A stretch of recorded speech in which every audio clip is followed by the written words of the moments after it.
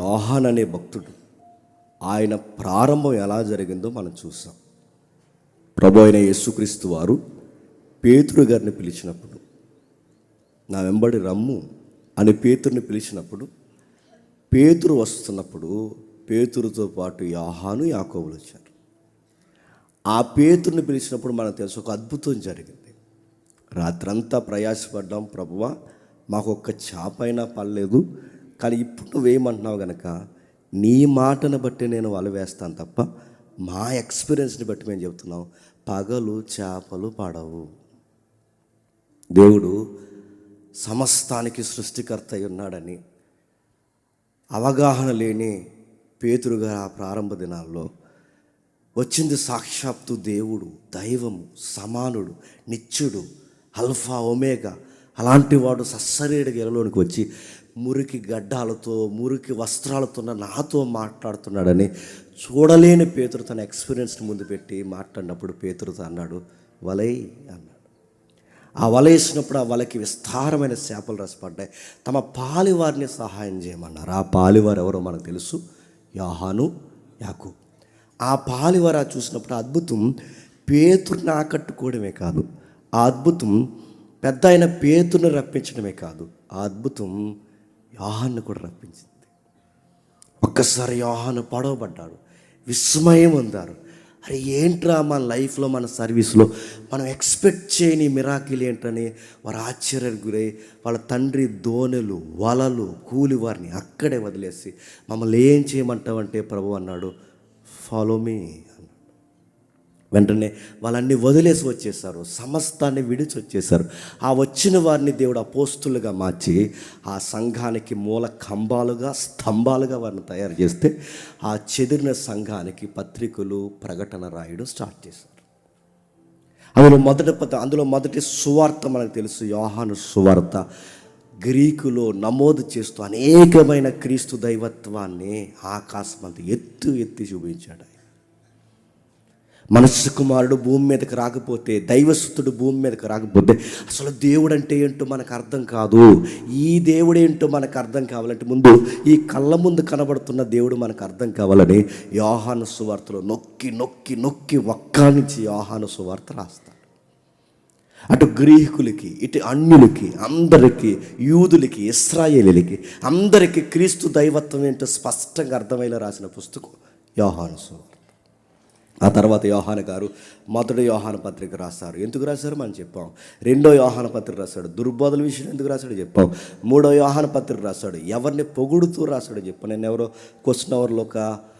Question rate చేశారు అన్న, రెండవ పత్రిక దుర్బోధల కోసం కాదు అమ్మగారికి కదా రాశాడంటే, అమ్మగారి దగ్గర ఉన్న సంఘంలో బాగా వినండి, అక్కడ ఒక అమ్మగారు ఉన్నారు, పెద్ద ఆవిడ, ఆ అమ్మగారికే రాశాడు. కానీ ఆ అమ్మగారికి రాస్తున్న లెటర్లో కీవర్డ్స్ ఏంటంటే, ప్రధానమైన వచనాలు ఏంటంటే మీరు గమనించండి, వంచకులు ఉన్నారు, వారు యేసుప్రభు శరీరుడిగా వచ్చాడని ఒప్పుకోరు, యేసుప్రభు ఆత్మ అలా వచ్చి అలా వెళ్ళిపోయాడు, ఆయన సిలువ వేయబడలేదు, భ్రమకు గురయ్యారు. యేసుప్రభు సిలువకు గురవ్వలేదు, శరీరుడిగా రాలేదు, ఆత్మని ఎవడో చంపలేని ఒక దుర్బోధ ఉంది ఆ రోజుల్లో. ఆ దుర్బోధను నమ్మనొద్దు. యేసుప్రభు శరీరుడిగా వచ్చాడు, మా చేతులు తాకాయి, మా కళ్ళు చూసా, ఆయనతో మేము భోజనం చేసాం, ఆయనతో పాటు మేము ప్రార్థన చేసాం, ఆయన లిటరల్గా ఆయన మేము చూసాం. అలాంటి దుర్బోధల విషయంలో మీరు నమ్మకండి. మేము చెబుతున్న సాక్ష్యం నిజమైందని స్థిరపరిచే పత్రికే రెండో పత్రిక. ఇక మూడో పత్రిక మనకి ఏడో తెలుసు, యోహాన్ గారి శిష్యులు గాయి లాంటి వారు ఉంటే ఆయన గురించి మంచి ఇన్ఫర్మేషన్ ఇస్తున్నారు యోహాన్ గారికి. ఉన్నారండి మీ శిష్యులు, నిజంగా మీరు చెప్పిన సత్యాన్ని అనుసరిస్తున్నారు, ఆశ్రోదకరంగా మారిపోయారు, ముక్కు ముఖం తెలియని మేము యేసుప్రభు సువార్త చెప్పడానికి వచ్చామంటే వాళ్ళు వెంటనే హక్కుని చేసుకుని గొప్ప పరిచయం జరిగించి సత్యమును అనుసరించి నడుస్తున్న వైనిని చూస్తే మాకు అనిపించింది, నిజంగా వీళ్ళు ఎంత బాగా ఉండడానికి కారణం వీళ్ళు యోహాను గారి యొక్క శిష్యులు, లేదా యోహాను యొక్క పిల్లలు, ఆత్మీయ పిల్లలు. నిజంగా మిమ్మల్ని చూస్తుంటే మీరు చేసిన బోధ మాకు గుర్తొస్తుందని ఆ పొగిడిన విషయాలు యోహాన్ గారు చెప్తే యోహాన్ గారు పొలకించిపోయి రాశాడు. ఏమనంటే, నా కుమారుడు ఆ గాయి నీ గూర్చి నా దగ్గరకు వచ్చిన వాళ్ళు చెప్తున్న సంగతులను వింటున్నప్పుడు నాకు ఎంత ఆనందం అయిపోతుందో. ఒక తండ్రిగా, ఒక ఆత్మీయ తండ్రిగా నాకు కావాల్సింది ఏంటి, నేను పులిపేట మీద నిలబడి చెప్పిన వాక్యాన్ని నా కిందన్న నా పిల్లలు పాటిస్తున్నారంటే ఒక బోధకుడికి ఎంతకన్నా ఏం కావాలని ఆనందంతో రాసిన పత్రిక చెప్పండి. 3వ పత్రిక. ఇప్పుడు ప్రకటన గ్రంథం. ఆ ప్రకటన గ్రంథం ఎందుకు రాశాడు, ఎవరికి రాశాడు, ఈ సంగతులన్నీ మనం తలపోసాం. ఎలా రాశాడంటే తన దాసులకు కనపరచుటకు ప్రత్యక్షపరచబడిన ప్రత్యక్ష దానికి లైవ్ 3 డైమెన్షన్ అంటే ఒక మానవుడికి కనబడే ఒక 3 డైమెన్షన్లో ఆ రోజు ఆ ప్రత్యక్షతనిచ్చాడు యోహాను గారికి. ఆ చూస్తున్న సంగతులు రాస్తూ అన్నాడు, యేసుక్రీస్తు అనే ఆయన ద్వారా నాకు కనపరచబడుతుంది. యేసు అంటే రక్షకుడు, క్రీస్తు అంటే అభిషక్తుడు. రక్షకుడైన అభిషక్తుడైన వాడు నాకు లైవ్లో 3Dలో నాకు లైవ్లో 3 డైమెన్షన్లో ఈ సంగతులు చూపిస్తున్నాడు. రక్షకుడైన వాడు, అభిషక్తుడైన వాడు నాకు ఈ సంగతులు కనపరుస్తున్నాడు. నన్ను గైడ్ చేయడానికి నాకు ఒక దూతను పంపాడు గైడ్గా. అవి నేను చూస్తున్నాను, రాస్తున్నాను. ఆ రాస్తున్న సంగతులు ఇదిగో తన దాసులకు కనపరచడానికి ఈ సంగతులు నేను రాస్తున్నాను. తర్వాత మనం చూసాం ఎందుకు రాస్తున్నాడు, సంఘాలని హెచ్చరించడానికి రాస్తున్నాడు.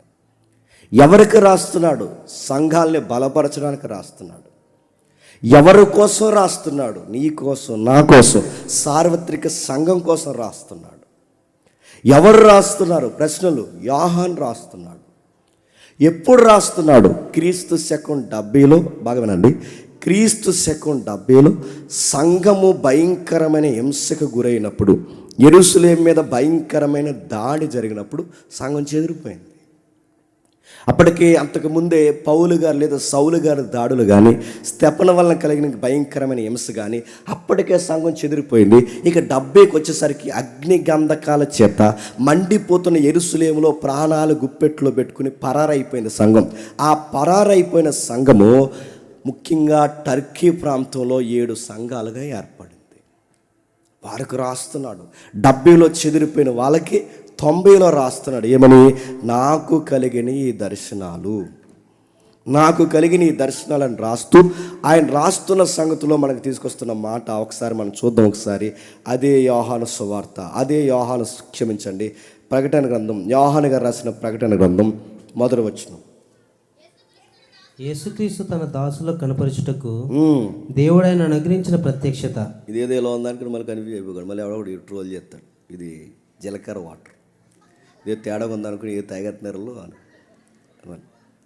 ఎందుకంటే మళ్ళీ ఈ బ్యాచ్ ఒకటి ఉంటారు, అదేదో తాగెత్తున్నారు. సరే యేసుక్రీస్తు తన దాసులకు కనపరచుటకు దేవుడు ఆయనకు అనుగ్రహించిన ప్రత్యక్షత. ఇక్కడ ఆగుతాం. దేవుడు ఆయనకు అనుగ్రహించిన ప్రత్యక్షత. నా ప్రశ్న కొంచెం సూటుగా వినండి. యోహానుకు మాత్రమే ఈ ప్రత్యక్షత ఇచ్చాడా? మరలా ఈ ప్రత్యక్షత యోహానుకి మాత్రం ఇచ్చాడు? కాదు. ఇందాక సత్య గారు కానీ, ఇందాక సాయి వెంకటేష్ అంటే స్టీఫెన్ జాయ్ గారు కానీ వీళ్ళు కవర్ చేస్తారు ఆ పాయింట్స్. మీరు గమనించండి, ఈ ప్రకటన గ్రంథంలో కనబడుతున్న ఈ ప్రత్యక్షతలు కేవలం యోహాను ఒక్కడికే కాదు, పూర్వకాలం నుండి నానా సమయాల్లో నానా విధాలుగా ఈ సమాజానికి తన ప్రవక్తల నీతిమంతుల ద్వారా దేవుడు ప్రత్యక్షపరుస్తూనే ఉన్నాడు. మనకి ఇంకా బ్రైట్గా స్ట్రైక్ అవ్వాలి అంటే ఆ ప్రత్యక్షత అంటే యోహానుకి ఒక్కడికే కాదు, మరి ఇంకా ఎవరికి ప్రత్యక్షత గురైంది? ఒక్కసారి ఆదికాండం తీయండి, త్వరగా వెళదాం. ఆదికాండము 49వ అధ్యాయం 1వ వచనం. యాకోబు తన కుమారుని పిలిపించి ఇట్లనెను, మీరు కూడి రండి, అంత్య దినంలో మీకు సంభవింపో సంగతులు మీకు తెలియజేసేదను. యాకోబు కుమారులారా కూడి వచ్చి ఆలకించుడి. మీ తండ్రి అయిన ఇశ్రాయేలు మాట వినుడి. రూబేను, నీవు నా పెద్ద కుమారుడు. అక్కడ రాస్తున్న మాటలు చూడండి. అంత్య దినాలలో సంభవింపబోవు సంగతులు కూడా చెప్పండి. ప్రకటన గ్రంథంలోనే కాదు, అంత్యదినాల కోసం ఉంటా చెప్పండి. ఆదికాండం యాకోబు గారు చెప్పిన దర్శనంలో లేదా ఆయనకు అర్థమైన అనుభవాల్లో కూడా అంత్యదినాల ప్రస్తావన ఉంది. ఇక్కడ 2 విషయాలు ఉన్నాయి. ఏ అంత్యదినాలు? ఒకటి యాకోబుకి అంత్యదినాలు ఉన్నాయంటే తన జీవితం ముగిసిపోతుంది. 2 నాకెలాగ అంత్యదినాలు ఉన్నాయో, నా కుమారులారా 12 మంది ఎవరైతే ఉన్నారో మీకు కూడా చెప్పండి అంత్యదినాలు ఉన్నాయి. మీకు అంత్యదినాలు ఉండడమే కాదు, ఈ ప్రపంచానికి కూడా అంత్యదినాలు ఉన్నాయి. ఇప్పుడు నా దినాలు అయిపోయినా వెళ్ళిపోతాను. అందుకే ఆదికాండం 49 అధ్యాయం అనగానే మీరు గుడ్డిగా గుర్తుపెట్టుకోవాల్సింది చెప్పిన, ఇక ఈ అధ్యాయం తర్వాత యాకోబు గారు చచ్చిపోతారు. తను చనిపోయిన తర్వాత తన కొడుకులకి చెప్పడానికి ఎవడు ఉండడు. తన పిల్లలకి చెప్పడానికి, నా కుమారులారా నా అంచె దినాలు ఎలా అయిపోతున్నాయి అర్థమవుతుంది, మీకు కూడా కొన్ని అంచె దినాలు వస్తాయి, ఈ ప్రపంచానికి కూడా అంచె దినాలు వస్తాయి. అప్పుడు మీ గోత్రాలు, మీ గోత్రకర్తలు ఎలా ఉంటారో నేను చెబుతున్నాను, కాస్తంత జాగ్రత్తగా వినండి అంటూ అంచె దినాల కోసం అర్థం ఇప్పుడు చెప్పండి. ప్రకటన గ్రంథంలో భయానకమైన పదాలు ఏంటి తెలుసా? అంచె దినాలు. ఈ అంచె దినాలు గురించిన ప్రత్యక్షత ప్రకటన గ్రంథానికి ముందే, పూర్వం చెప్పండి, యాకోబు గారికి కూడా కనపరచబడ్డాయి. ఇంకా మీకు బాగా అర్థం కావాలంటే అదే 49 అధ్యాయం 9వ వచనం చూడండి. అదే 49 అధ్యాయం 9వ వచనం నుండి, యోధా కొదమ సింహము, యోధా కొదమ సింహము, నా కుమారుడా నా కుమారుడా నీవు పట్టిన దాన్ని తినివచ్చితివి. యోధా కొదమ సింహం. మీకు ఇంత సింపుల్గా ఈ తెలుగు అక్షరాల్లో మనం చదివేస్తున్నాం, కానీ ఈ వచనం ఎంత సీరియస్గా జూయిస్ తీసుకున్నారో తెలుసా? అదిగో యోధా కొదమ సింహం. ఇన్ ఫ్యూచర్, భవిష్యత్తులో యోధా ఎలా ఉండబోతుందంటే, ఇప్పటికి మీరు చూడండి, వాళ్ళ జెండా కానీ వాళ్ళ ఐకాన్స్ కానీ ఎక్కడ మీరు చూడండి, ఎప్పుడు యాకోబు, ఎప్పుడు యూదులు, ఎప్పుడు ఈ జెండాలు, 2025 ఏంటి, ఎప్పుడు పూర్వకాలం, అప్పుడే చెప్పుడట యూదులు ఐకాన్గా దేన్ని పెట్టుకుంటారంటే యోధా లయన్, సింహం. అది ఇజ్రాయెల్ దేశానికి ముఖ్యంగా యోధాకి ఐకాన్ సింబల్ ఏంటి తెలుసా? అది సింహం. అది ఎందుకు ఈ సింహాన్ని సింబల్గా పెడతారంటే, అసలు సింహం కొదమ సింహం రాబోతుంది. ఆ సింహం యోధా గోత్రం నుంచి రాబోతుంది. దైవశుతుడు ఎవరైతున్నాడో ఆయన వస్తాడు, ఆయన వస్తాడు. యాకోబు చెప్పింది ఇప్పటికీ ఐకాన్ సింబల్గా, ఇదిగో ఈ యూదులు ఇప్పటికీ వాడుతున్నారు చూడండి. వాళ్ళు ఇంకా నమ్మలేదు కనుక ఇంకా వస్తాడని వాడుతున్నారు. అప్పటికే చెప్తున్నాడు, ఇదిగో అప్పటికే చెప్తున్నాడు. ఏమైనా 9వ వచనం చదవండి, చదవండి. యోధా కొదమ సింహము, యోధా కొదమ సింహము, నా కుమారుడా నా కుమారుడా నీవు పట్టిన దాన్ని తినివచ్చితివి. నీవు పట్టిన దానిని తినివచ్చితివి. సింహము వలెను, సింహము వలెను, గర్జించు ఆడు సింహము వలెను, గర్జించు ఆడ సింహము వలెను. అతడు కాళ్ళు ముడుచుకొని పండుకొనెను. ఆ యోధా రాజ్యము కాళ్ళు ముడుచుకొని పడుకుని. ఇప్పుడు చెప్పండి, ప్రపంచ దేశాలు సుమారు 150 దేశాలు యూదుల మీద పగబెట్టి, హిట్లర్ మొదలుకొని ఈ రోజు వరకు అనేక మంది యూదులు ఇశ్రాయేలు మీద పగబెట్టినా రాత్రులు ప్రశాంతంగా పడుకుంటున్నారు. వాళ్ళు పక్కోడు మన మీద పగెట్టేయాడంటే ఆడికి సీసీ కెమెరా లేసి మిడ్ నైట్ నడిచి ఆడు అటు ఇటు తిరుగుతున్నాడు, లేదంటే పక్కింటోడు గొడవ అయితేనే మనకు నిద్ర రాదు. అలాంటిది 150 దేశాలు అంటే గల్ఫ్ కంట్రీస్ అన్నీ, ఇస్లాం కంట్రీస్ అన్నీ, కొన్ని అటు ఇటు కాని దేశాలన్నీ, ఇన్ని దేశాలు ఆ దేశం మీదకి, ఆ జాతి మీదకి పగబెట్టినా ప్రశాంతంగా కాళ్ళు ఇలా దగ్గర ముడుచుకుని పడుకోండి. అంత ప్రశాంతం దేనికంటే వాళ్ళకి తెలుసు, మాకు కింగ్ ఉన్నాడు, మాకు రాజు ఉన్నాడు. ఆ రాజు ప్రత్యక్షపరచబడి మా జాతిని కట్టి మమ్మల్ని స్థిరపరిచి బలపరిచేంత వరకు, ఆ రాజుని మేము మా కళ్ళతో చూసే వరకు మా జాతి ఎంట్రీకి కూడా చెప్పండి ఎవడో రాల్చలేడు. అంత ప్రశాంతత వాళ్ళకి. పక్కన లింగుమని ఒక దేశం పగెడితేనే మనకు నిద్ర రావట్లేదు.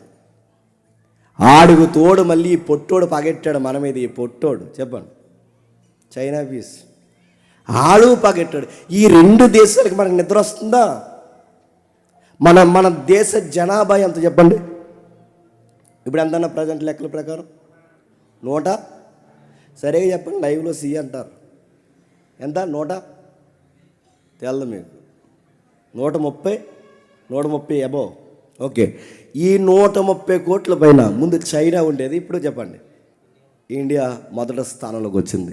అందుకే మళ్ళీ సూత్రాలు చెప్తున్నారు ఏమనంటే, 3 వద్దు, 2 ముద్దు, 2 వద్దు చెప్పండి, 1 ముద్దు. ఇంక నెక్స్ట్ స్లోగన్ ఏంటి చెప్పిన, ఇంక ఆడిడి ఎవడొద్దు, నీకు నువ్వు నాకు నేను ముద్దు. ఎందుకే పిల్ల ఇవన్నీ మనం గొడవలు. ఆ స్లోగన్స్ వస్తాయి, ఎందుకంటే జనాభా ఎక్కువైపోతే దేశం ఎక్కడిస్తారండి భూభాగాలు. కానీ గమ్మక్కడి చెప్తున్నా, ఇంత జనాభా, ప్రపంచంలో ఇంత అధిక జనాభా కలిగిన మన దేశం అంటే మనం ఇలా నడిచెళ్ళిపోతే అణిగిపోయే దేశాలు, మనం ఒక్కసారి కన్నెర చేస్తే అణిగిపోయే పిల్ల దేశాలు ఎవరిని భయపెడుతున్నాయి చెప్పండి? మన దేశాన్ని భయపెడుతున్నాయి. ఒక్క దేశం 2 దేశాలు జతకడితేనే మనకి ఎంత భయం వేస్తే, లింగు 90 నుంచి 1 కోటి మంది జనాభా ఎవరు? ఇస్రాయిల్. లేదు 90 లక్షల నుంచి 1 కోటి మంది జనాభా. ఎంతమంది జనాభాలో యూదులు ఎంత? చాలా తక్కువ. వీళ్ళందరూ ఇంత ప్రశాంతంగా ఎలా ఉండగలుగుతుంటే యాకోబు చెప్పేస్తున్నాడు ఏమని? వాళ్ళ సింహం ఆడసింహంలాగా, చెప్పండి, కాళ్ళు ముడుచుకుని ఉంటావు, అతన్ని ఎవరు లేపలేరు. చదవండి ఎవరెవరు చదవండి. అతడు కాళ్ళు ముడుచుకొని పండుకొనెను. నీకు ఏమన్నా జీలకర్ర వాటరు? చదవండి మరి. నాకు గొంతుపోయి నేను చదవండి. చదవరు ఎవరు? అతను లేపువాడు ఎవడు?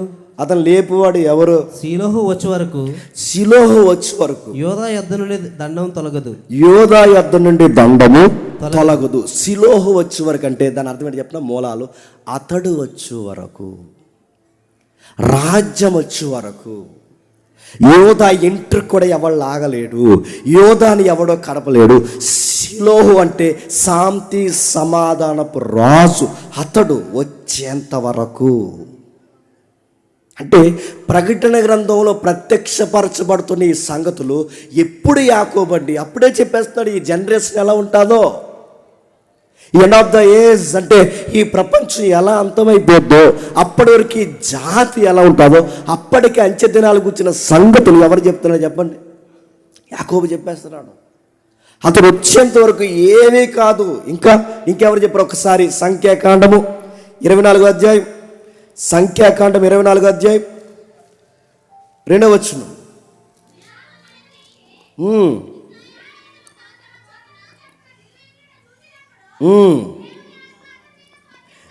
దేవుని ఆత్మ అతను విభాగం అండి. ఇక్కడ ఎవరండి? బిలాము. ఇందాక ఎవరండి? యాకోబు. ఇక్కడ బిలాము గారి మీదకి ఎవరు వచ్చారండి? పరిశుద్ధాత్ముడు వచ్చాడట. పరిశుద్ధాత్ముడు అంటున్నాడట, రాస్తున్నాడు 16వ వచనంలో. దేవవాక్కులను వినిన వాని వార్త, దైవవాక్యములను వినిన వాని వార్త, మహోన్నతుని విద్య నెరిగిన వాని వార్త, మహోన్నతుని విద్య నెరిగిన వాని వార్త. అతడు పరవశుడై కన్నులు తెరిచిన వాడు. అతడు పరవశుడై, ఇప్పుడు చెప్పండి, ఈ పదం ఎక్కడో చదివాం, చెప్పాలి, ప్రకటన గ్రంథం. ఈ పదాలు పరవశుడు అనే పదం ప్రకటన గ్రంథంలోనే కాదు, పరవశులైన వారు అంతకుముందు పూర్వకాలం భక్తులు కూడా ఉన్నారు. యాకోబు దర్శనాల్లో చూశాడు, యోసేపు కలల్లో చూశాడు, ఇప్పుడు మనకి మరలా కనబడుతున్నాడు. పరవశుడైన బిలాం మనకు కనబడుతున్నాడు. ప్రకటన గ్రంథానికి ప్రత్యేకమైన స్థానం ఇచ్చి దాన్ని చూసి భయపడిపోకండి. ఈ ప్రకటన గ్రంథంలోని గంభీరమైన సంగతులు ప్రకటన గ్రంథానికి ముందే పాత నిబంధనలు కూడా ఉన్నాయి. ఆ పుస్తకాలన్నిటి మీద మనకు అవగాహన ఉంటే చాలా ఈజీగా అర్థమయ్యే పుస్తకమే ప్రకటన గ్రంథం. ఆ బొమ్మలు, ఆ సింబాలిక్ లాంగ్వేజ్, వీటన్నిటిని చూసి ఇది ఏదో పుస్తకం, ఇది మనం చదవకూడదని దాన్ని బేతాల పుస్తకంలో చూడకండి. దేవుడు గుర్తుపెట్టుకోండి, బైబిల్లో ఏదైనా చదువుతున్నప్పుడు మనకు అర్థం కాకూడదని దేవుడు ఏది రాయించలేదు, మనకు అర్థం అవ్వాలనే. ఇది మర్మగర్భంగా ఉండిపోవాలని దేవుడు ఏం రాజలేదు, మనకు అర్థం అవ్వాలనే. ఎవరికి అర్థమవుద్ది?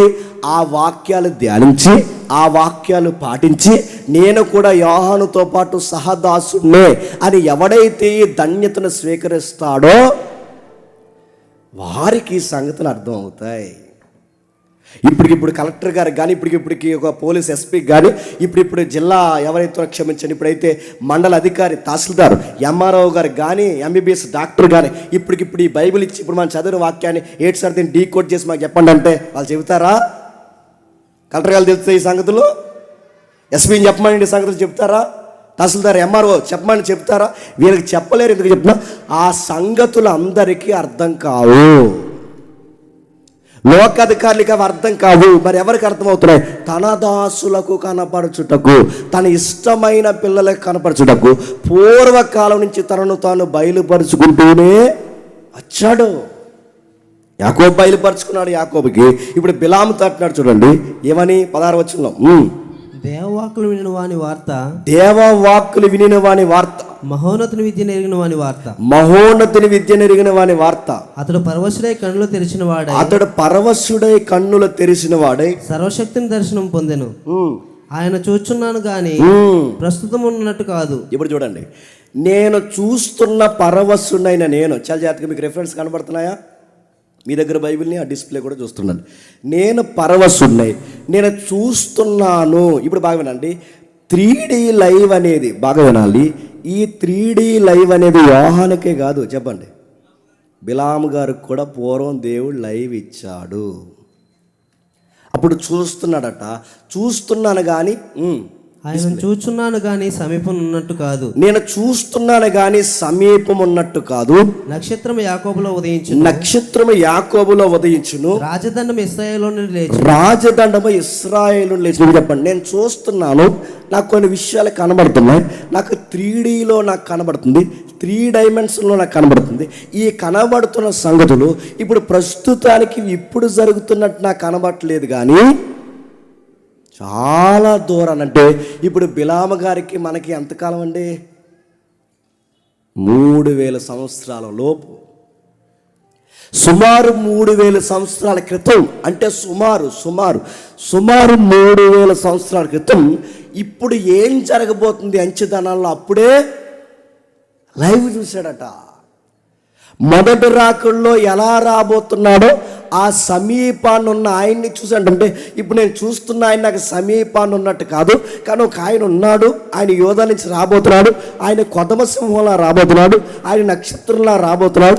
ఈ వస్తున్నవాడు ఇప్పుడు నా జనరేషన్లో వస్తాడు అనను కానీ, నా తరంలో వస్తున్నాడు అనను కానీ మొత్తం మీద వస్తున్నాడు. అది ఎప్పుడు వస్తున్నాడంటే చాలా దూరాన్ని రాబోతుంది. ఎన్ని సంవత్సరాలు?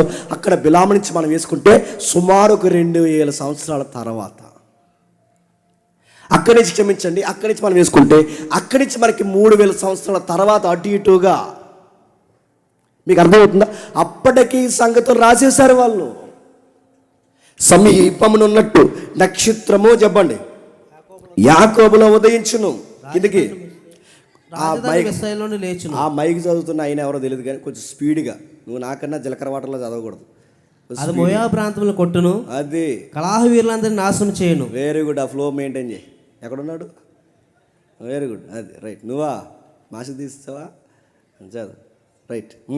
ఏదోమును సేయరును ఇశ్రాయేలుకు శత్రువులు వారు స్వాధీనపరచబడుదురు. ఇశ్రాయేలు పరాక్రమం పొందుదురు. యాకోబు సంతమున ఏలిక పుట్టును, అతడు పట్టణంలోని శేషం నశింపచేయును. మరియు అతడు అమాలేకుల వైపు చూచి ఉపమాన రీతిగా ఇట్లైనను, అమాలేకు అనిజనులకు మొదలు వాని అంతము నిత్య నాశనమే. మరియు అతడు కేనీయుల వైపు చూచి ఉపమాన రీతిగా ఇట్లైనను, నీ నివాస స్థలము దుర్గమైనది, నీ గూడు కొండ మీద కట్టబడి ఉన్నది, అశూరుని చెరగా పట్టు వరకు అని చెబుతూ అక్కడ ఒక పదాల్లో ఒక పదం ఉంటుంది, కలహ వీరులను నాశనము చేయును. ఎవరినట? కలహ వీరులను నాశనం చేయను. ఎవరు? యోధా నుంచి వస్తాదే ఆ సింహం, యోధ నుంచి వస్తాదే ఆ నక్షత్రం, ఆ వచ్చిన ఆయన ఉన్నాడే, ఆయన చేయబోయేది తెలుసా? కలహ వీరులను ఉంది అక్కడ.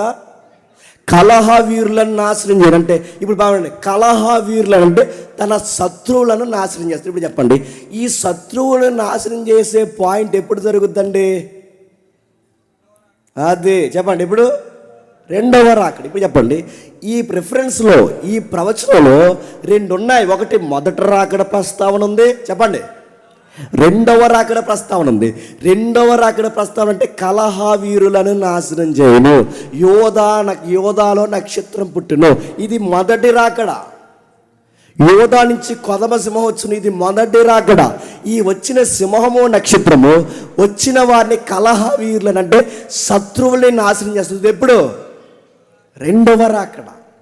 అంటే దర్శనంలో యాకోబు గారు ఈ సంగతులు రాయకముందే యాకోబు రాస్తున్నాడు, యాకోబు చెబుతున్నాడు, బిలాము చెబుతున్నాడు, వీళ్ళందరూ ఆ రోజు ఆ సంగతులను చెప్తున్నాడు. అంచె దినాల గురించి పాత నిబంధన నుంచి ఉందంటే ఉంది, పాత నిబంధన నుంచి ప్రత్యక్షమవుతూనే వచ్చాడు. ఆయా కాలాల్లో, ఆయా సమయాల్లో నానా విధాలుగా పూర్వకథలు మొదలుకొని తనను తాను ప్రత్యక్షపరుచుకున్న ఆ దైవం, ఆ దైవసుతుడు, దేవునితో సమానుడు, నిత్యుడు, ఆ దైవం క్రీస్తు శకం 1వ శతాబ్దంలో పుట్టాడు. ఆయన బిలాము ఎదురు చూశాడే ఆ దైవం, యాకోబు ప్రవచనం చెప్పాడే ఆ దైవం వచ్చాడు. ఎప్పుడు వచ్చాడు? క్రీస్తు శకం ఏడి బాగుండండి, ఏడి అన్న దాన్ని ఏడి అన్నారు. ఆయన పుట్టాడు, ఆయన క్రీస్తు శకంలోకి వచ్చాడు, ఆయన్ని ఏడిగా కొలిచారు. ఏడి అంటే హెనోడానమీ, అంటే in the year of the lord. In the year of the lord అంటే ఏంటి అడుగుతాను? ప్రభు మనతో ఉన్న సంవత్సరం. ఇప్పుడు జనవరి 2025, ఇప్పుడు 26, 2026, 2026 ఏడి. 2026 ఏడి అంటే చెప్పాలి, 2026 ఏడి అంటే in the year of the lord. అంటే ప్రభు నాకు 2026లో కూడా నాతో పాటు ఉన్నాడు. కొంతమంది గజకరణ గోకరణలు తయారైపోయేవాటినారంటే ఇలా అంటున్నారు, యేసు ప్రభు పుట్టికి ఆధారాలు లేవు, డేట్ ఉంటే చెప్పండి అంటే in the year of the lord, in the year of the lord. ప్రభు నాతో ఉన్న సంవత్సరం. నీ సంవత్సరం ఏంటో నీకు తెలియాలన్నా ఆ లార్డ్ ఉన్నాడన్న సంగతి నీకు తెలియాలి. ఏడి ఆఫ్టర్ డెత్ అంటారు, కాదు, ఆఫ్టర్ డెత్ కాదు, ప్రభు మనతో ఉన్న సంవత్సరం. ఆ టైంలో వచ్చాడు. యాకోబు కనబడినవాడు, బిలాముకు కనబడినవాడు ఈ కాలాల మధ్యకు వచ్చాడు. కాలాన్ని రెండుగా విభజించేశాడు. సశరీరుడుగా, కృపాసత్య సంపూర్ణుడుగా ఈ కాలంలోకి వచ్చి కాలాన్ని 2 భాగాలుగా విడదీసి క్రీస్తు పూర్వం, క్రీస్తు శకం, క్రీస్తుకు ముందు, క్రీస్తు తర్వాత. క్రీస్తుకు ముందున్న యాకోబుకు కనబడ్డాడు, క్రీస్తుకు ముందున్న బిలాముకి కనబడ్డాడు, క్రీస్తుకు ముందున్న ప్రవక్తలకు కనబడ్డాడు, క్రీస్తు ముందున్న నీతిమంతులకు కనబడ్డాడు. ఇప్పుడు క్రీస్తు శకంలో సశరీరుడిగా ఇలాలోకి వచ్చేసాడు, ప్రత్యక్షపరుచుకున్నాడు. ఆ మర్మము, ఆ నక్షత్రము, ఆ ఎవరైతే ఉన్నారో lord, in the year of the lord అంటున్నారు. ఎవరు లార్డ్ అంటే? ఈ మధ్య ఈ పదం కాపీ కొట్టారు చాలామంది, మీరు గమనిస్తున్నారు లేవో? లార్డ్ అనే పదం లార్డ్ కృష్ణ, లార్డ్ రామ, చెప్పండి, లార్డ్ హల్లా నడుతున్నారు. ఈ పదం పూర్వం నుంచి ఎవరికి వాడారు? రిలీజన్ సెక్టార్లో నేను చెప్తున్నా. రిలీజన్ సెక్టార్లో ఈ పదాన్ని ఎవరికి ఆపాదించారు? లార్డ్ అంటే ఎవరు? లార్డ్ కృష్ణ కాదు, లార్డ్ రామ కాదు, లార్డ్ అల్లా కాదు. ఈ నాతో ఉన్న ఈ ప్రభు ఎవరు? నజరేయుడైన యేసు. నజరేతులో పుట్టాడే ఆ యేసు ఈ సంవత్సరం 2026 కూడా నాతో ఉంటాడు. ఈయన గురించి ఎన్ని ప్రవచనాల పూర్వం నేను చెప్పుకొచ్చాను. ఒకసారి కీర్తన గ్రంథం, త్వరగా కీర్తన గ్రంథం, ఈ వచనాలన్నీ మీరు జాగ్రత్తగా రాసుకోండి. కీర్తన గ్రంథం మొదటి 2 వచనాలు చూద్దాం ఒకసారి. కీర్తన గ్రంథం మొదటి 2 వచనాలు, 2వ అధ్యాయం మొదటి 2 వచనాలు.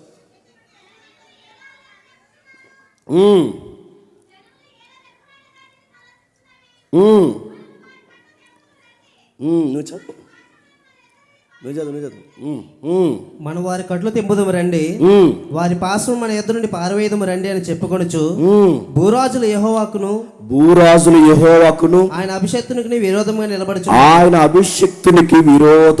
నిలబడుచున్నారు. ఇప్పుడు చెప్పండి, భూరాజులైన అధిపతికి వ్యతిరేకంగా నిలబడుతున్నారు. ఇప్పుడు చెప్పండి, యేసుప్రభుకి ఎలా వ్యతిరేకంగా ఉంటారో, తన దైవశుద్ధుడికి ఎలా వ్యతిరేకంగా ఉంటారో అప్పటికే కీర్తనకారుడు చెప్పాడంటే చెప్పేశాడు ఆయన. అంచె దినాల్లో గవర్నమెంట్ అంటే ప్రభుత్వాలు, అధిపతులు క్రిస్టియానిటీకి ఎలా యాంటీ అయిపోతాయో, ఆయన పుట్టినప్పుడు ఎలా వ్యతిరేకతో, ఆయన సంఘానికి ఎలా వ్యతిరేకతో, ఆయన రాకడికి ఎంత వ్యతిరేకతో, ఈ ప్రభుత్వాలు ఎలాగ ఆయన మీదకి లేస్తాయో అప్పటికే కీర్తనకారుడు చెప్పాడు. అంటే యోహాను గారు చెప్పింది ఇప్పుడు కొత్తగా చెప్పేది కాదు. చెప్పండి, అంతకుముందు వీళ్ళు చెప్పారు. ఇంకా 110వ కీర్తన మొదటి వచనం, 110వ కీర్తన మొదటి వచనం. ప్రభు నా ప్రభుతో సెలవిచ్చిన వాక్కు, నేను నీ శత్రువును నీ పాదములకు పీఠముగా, నీ శత్రువుని పాదానికి పీఠముగా చేయవరకు నా కుడి పార్శ్వమున కూర్చుండుము. ఇప్పుడు చెప్పండి, ఈ రెఫరెన్స్ ఎప్పుడుదండి? సెకండ్ కమింగ్ సంబంధించి. నా శత్రువుల్ని, ఇదిగో నీ శత్రువుల్ని నీ పాదపీఠం కింద ఉంచే వరకు నువ్వు నా సింహాసనం మీద కూర్చొని ఇక్కడ మాట్లాడుకుంటున్న ఇద్దరు ఎవరు? తండ్రి, కుమారుడు. అంటే 2వ రాకుల్లో శత్రువులందరూ ఆయన పాదాల కిందకి రాబోతున్నారు అన్న సంగతి అప్పటికే బయలుపరచబడింది. అంటే ఇలా చాలా ఉన్నాయి చూసుకుంటూ పోతే. యెషయా చెప్పాడు, యెరెమీయా చెప్పాడు, యెహెజ్కేలు చెప్పాడు, మోసే చెప్పాడు, యోవేలు చెప్పాడు, మలాకి చెప్పాడు, జకరియా చెప్పాడు. ఒకటి రెండా, ఆ విలాప వాక్యాల్లో కూడా దేవుని యొక్క ఓదార్పు ఎలా ఉంటుందో చెప్పాడు. దానియేలు గారు చెప్పారు, అనేక మంది నీతిమంతులు చెప్పారు.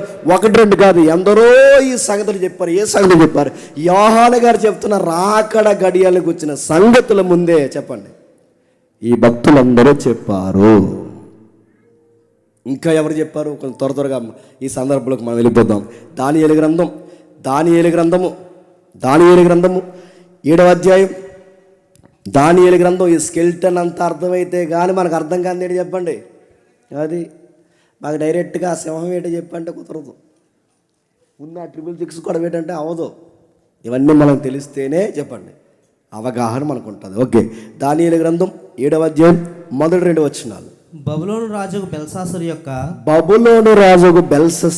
పరిపాలనలో మొదటి సంవత్సరం దానియేలుకు దర్శనము కలిగెను. అతడు తన పడక మీద పరుండి ఒక కలగని ఆ కల సంగతిని సంక్షేపముగా వివరించి రాసెను. దానియేలు విభజించి చెప్పినదేమనగా రాత్రి యందు దర్శనము కలిగినప్పుడు నేను తేరి చూచుండగా ఆకాశపు నలుదిక్కుల నుండి సముద్రం మీద గాలి విసిరిట నాకు కనబడెను. ఇప్పుడు చెప్పండి, నేను దర్శనమందు చూస్తుండగా నాకు 3 డైమెన్షన్లో కొన్ని విషయాలు చెప్పండి కనబడుతుంది. అంటే ఇప్పుడు యోహాను గారు రాస్తున్న ఈ సంగతులు ఆ తరంలో ఆయా ప్రభుత్వాల గురించి, ఆ పరిపాలన గురించి కూడా యోహాను గారి కన్నా ముందే దానియేలు గారు చెబుతున్నారు. గ్రీకు సామ్రాజ్యం ఎలా ఫామ్ అవుతుందో చెప్పాడు. రోమన్స్ ఎలా వస్తారో చెప్పాడు. అంతకుముందు బాబిలోనియన్స్ ఎలా ఉంటారో చెప్పాడు. ఆ మధ్యస్థులు వచ్చిన మెడోఫెర్సిన్స్ వారు ఎలా ఉంటాడో చెప్పాడు. దేవుడు తన రాజ్యాన్ని ఎలా స్థాపించబోతున్నాడు చెప్పాడు. 1, 2 అనేక సంగతులు ఉటంకిస్తూనే వచ్చాడు. ఆయన అంటున్నాడు, నేను కూడా కొన్ని విషయాలు చూశాను. నేను కూడా అంటే యోహాను గారి కన్నా చెప్పండి ముందు. యాకోబు చూశాడు, బిలాము చూశాడు, ఇప్పుడు దానియేలు చూస్తున్నాడు. చూసి 25 వచనంలో ఏమంటున్నాడు చూడండి. అది 7వ అధ్యాయం 25వ వచనంలో, రాజు మహోన్నతునికి విరోధంగా మాట్లాడుచు, ఆ జనరేషన్ రాజు ఒకడు వస్తాడు, వాడిని కొన్ని షరతుల్లో ఆడికి ఇట్టిన పదం ఏంటంటే బీస్ట్ అన్నారు. ప్రకటన గ్రంథంలో ఎక్కువ మనకు కనబడుతుంది. బీస్ట్ అంటే మృగం, ఒక క్రూర మృగం. మీరు క్రూర మృగంగానే మీరు ఏదో ఊహించుకోకండి. ఒక రాజుల్ని, ప్రభుత్వాల్ని, ఆ రోజు క్రూరమైన ప్రభుత్వాల్ని మృగంతో పోల్చారు. దాన్ని బీస్ట్ అంట. ఈ బీస్ట్ దేని గుర్తు? ఈ మృగం దేని గుర్తు అంటే కనబడిన ఒక బీస్ట్ ఉంది. అసలు వాడేవాడు సాతానుగాడు. మన కళ్ళ ముందు కనబడుతుంది ఏదైనా తోటలో పామే కానీ అర్థం అవడానికి, సర్పమే కానీ సర్పం వెనకాల ఉన్నది ఎవడు చెప్పండి? వాడు అసలు బీస్ట్. సంసోను దగ్గర దెలీలా కనబడుతుంది కానీ దెలీలా వెనకాల ఉన్నది ఎవరు చెప్పండి? ఆడు అసలు మృగం. అంటే సీన్లో ఒకరు ఉన్నారు, సీన్ వెనకాల మరొకరు ఉంటున్నారు. ఇస్కరియోతు యోధా బయటికి ట్రెజరీ మెంబర్లా కనబడ్డాడు కానీ ఆ ట్రెజరీ మెంబర్ వెనకాలే ఉన్నది ఎవరు చెప్పండి? బీస్ట్. వాడు మృగము, వాడు అబద్ధికుడు, వాడు దేవుని పిల్లల్ని రెచ్చగొడతాడు. ఈ ప్రభుత్వ అధికారులు కూడా రేపుతాడు. అలా రేగిన ఒక ప్రభుత్వ అధికారి మహోన్నతునికి వ్యతిరేకంగా లేచాడు. ఆ లేచిన ప్రభుత్వాలు, అది ఏ ప్రభుత్వం అంటే డిక్లేర్ చేయట్లేదు కానీ అది ఏ ప్రభుత్వం పక్కన పెట్టండి. ఒక ప్రభుత్వం వస్తుంది, ఆ ప్రభుత్వం లేస్తుంది, దేవుడికి వ్యతిరేకంగా జెండాలు ఎగరేస్తుంది. అది ఏ ప్రభుత్వం అంటే ఈ ప్రపంచం అంతా భయపడే ఒక ప్రభుత్వాలు వస్తాయి. దానియేలు గారు అంటున్నాడు. ఆ టైంలో ఏం జరుగుద్దట చదవండి. ఆ రాజు మహోన్నతునికి విరోధంగా మాట్లాడుచు మహోన్నతుని భక్తులను నలగొట్టును. అతడు పండుగ కాలంలో న్యాయ పద్ధతులను నివారణ చేయబోను. వాడు పండగలను ఆపేస్తాడు. మన రాజమండ్రిలో హిస్టరీ క్లాసులు చెప్పాం, 18 తరగతులు. ఎంతమంది విన్నారో వినవాళ్ళకి అర్థమవుతుంది. పండగలు ఆపేసిన ప్రభుత్వాలు ఏంటి? ఆ రాజుగాడి పేరేంటి? వాడు ఎలా బిహేవ్ చేస్తాడు? యెరూషలేములో దైద్రపు బలులు, బలిపీఠాలు ఎలా కట్టిస్తాడు? ఈ పనులన్నీ ఎలా చేస్తారు?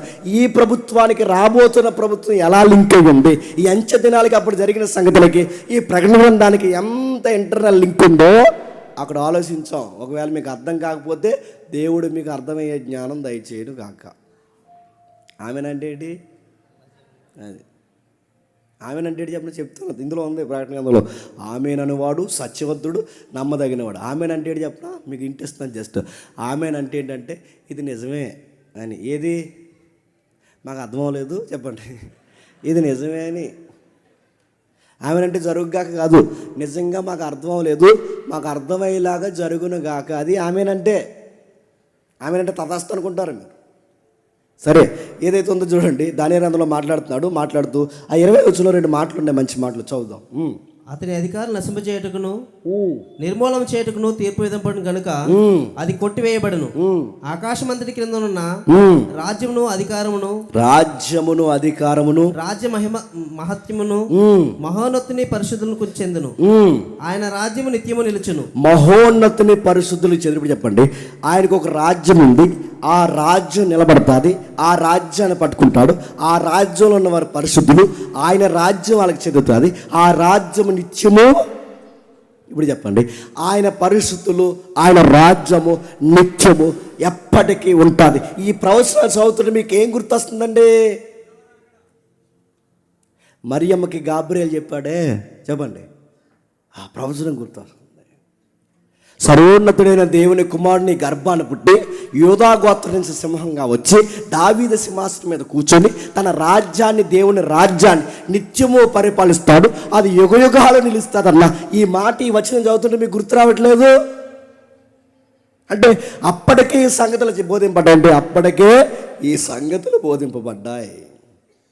ఇంకా ఎక్కడ త్వరగా పేతురు రాసిన 2వ పత్రిక 27 వచనం చదివారు. ఇందులో 27 వచనం చదివి, దానియేలు గ్రంథం 7వ అధ్యాయం 27 వచనం చదివారా? చదివి 2వ పత్రిక పేతురు రాసిన 2వ పత్రిక 3వ అధ్యాయం, పేతురు రాసిన 2వ పత్రిక 3వ అధ్యాయం 3వ వచనం నుండి.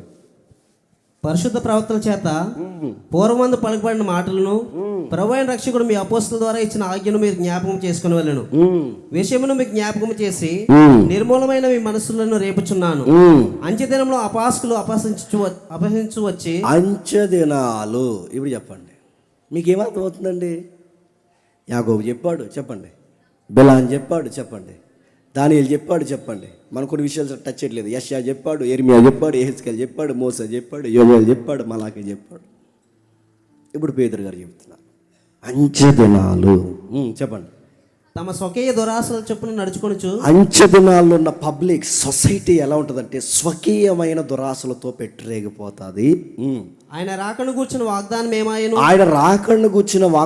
ఏమాయను, పితరులు నిద్రించినది మొదలుకొని సమస్తము సృష్టి ఆరంభం నుంచి ఉన్నట్టే ఉన్నది అని చెప్పుదరని మొదట మీరు తెలుసుకొనవలెను. వాళ్ళు ఏమంటారట? సృష్టి ఆరంభం నుంచి ఉన్నట్టే ఉంది, ఆయన రాకడొచ్చి పంచభూతాలను నిక్కటమైన యాంత్రంతో లయం చేసేస్తానన్నాడు, అంచె దినాలు ఇది జరుగుతుంది అన్నాడు.